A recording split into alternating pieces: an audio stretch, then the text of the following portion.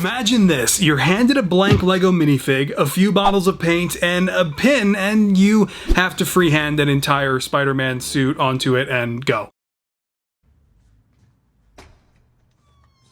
That is what I decided to do to myself last December, just ×3.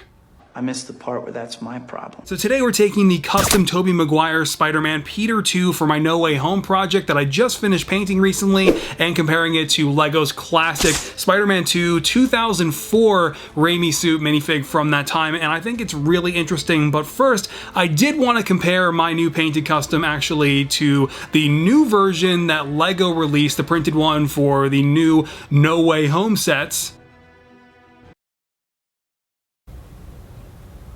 Now, if you saw the Peter 3 videos from a couple months ago, you know, the custom painted Amazing Spider-Man Andrew Garfield minifig that I did, you might find some of this video to be a little bit redundant because a lot of painting Spider-Man suits is pretty much a lot of the same process, but I think this is easily the best of the three because I learned so much and was able to just apply all of it to the Raimi suit. But we'll get into all of that in just a moment because, of course, I did want to bring in the classic printed minifigure, and I mean, obviously, just major levels of nostalgia here because this minifigure was really kind of like the only Lego Spider-Man minifig for so many years, for so many of us growing up. And so, I mean, obviously, with all the nostalgia attached, it still holds up pretty well. It's very dated in the simplicity of its design, but one thing I always really did like was the mask. I always loved this printed head, and even though I think the lenses maybe look a little bit wide now, there's no denying that this is still a spectacular minifigure. I mean, there really isn't too much more to talk about with the classic minifigure other than just how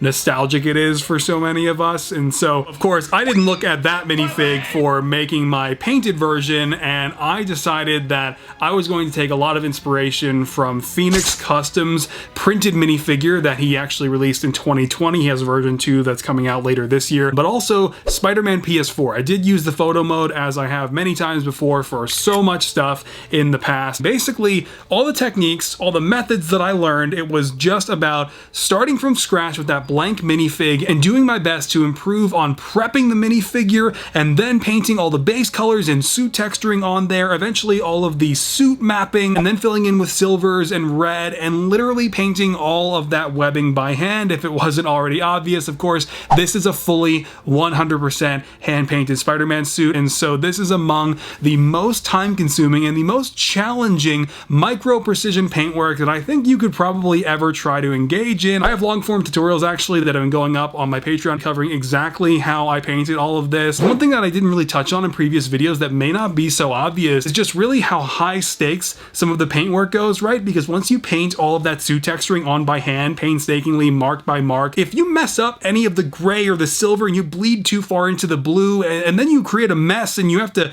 patch in part of the suit texturing again with more paint, and there's just so much craziness that can occur if you mess up at some of those really critical junctures, especially like painting the spider suit symbols into the pre-existing webbing that I had been working on for a considerable amount of time at that point, or also especially on the back of the suit when I was literally just like, okay, gotta paint this red symbol on here and I can't make any mistakes at all. And like I said, it's always a big part with painting certain sections of these suits, but also, I mean, a lot of that occurs on the mask too, right? So you have the lenses, which can't be messed up. I spend so much time shaping and positioning the lenses to make sure they're exactly right because they're the foundation for the whole rest of that webbing, right? All painted around the minifigure head a full 360 degrees, and to keep that comprehensive and cohesive, that also means foundational lines like the straight one that goes down the back have to be exactly right and lined up with the front, and that doesn't even get into what it's like painting all of that webbing wrapped around the minifigure feet. I can't begin to tell you how annoying it is to paint, I guess in this case, 4 straight lines starting at the knee area of the minifig leg and then going down and past the crease of the foot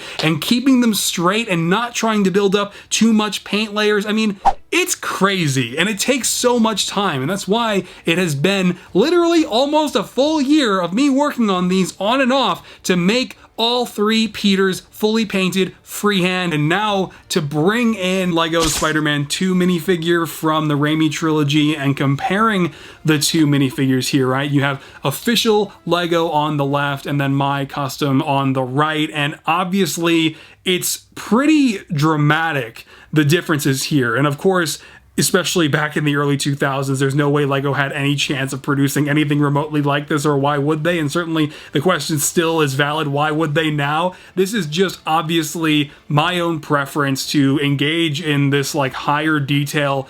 standard for painted versions of the Spider-Man suits. And so I think what LEGO's doing now with a lot of their Spider-Man minifigures really is pretty fantastic for the most part. I hope they can do even more printing on the boots in the near future. We'll see if that eventually happens one day, but I mean, it's just really cool, man, because obviously the classic official LEGO minifig meant so much to me as a kid, and it really has felt like a full circle moment, not just because the Raimi trilogy was my childhood, but also just being able to take this minifigure that was kind of so foundational for me like 15 years ago and just make, in my opinion, the definitive version of it, but by hand, applying all of the skills that I've picked up along the way since starting here on YouTube. And that's why this minifigure in this project has meant so much to me, because these three Spideys have meant so much to me. And I can't wait to talk more about the fully painted Tobey Maguire suit in the showcase video, because what I didn't show here today is actually the unmasked Tobey Maguire head. I painted his whole likeness and sculpted a hairpiece that'll be featured in his own standalone showcase coming out here really soon. I already filmed the whole thing.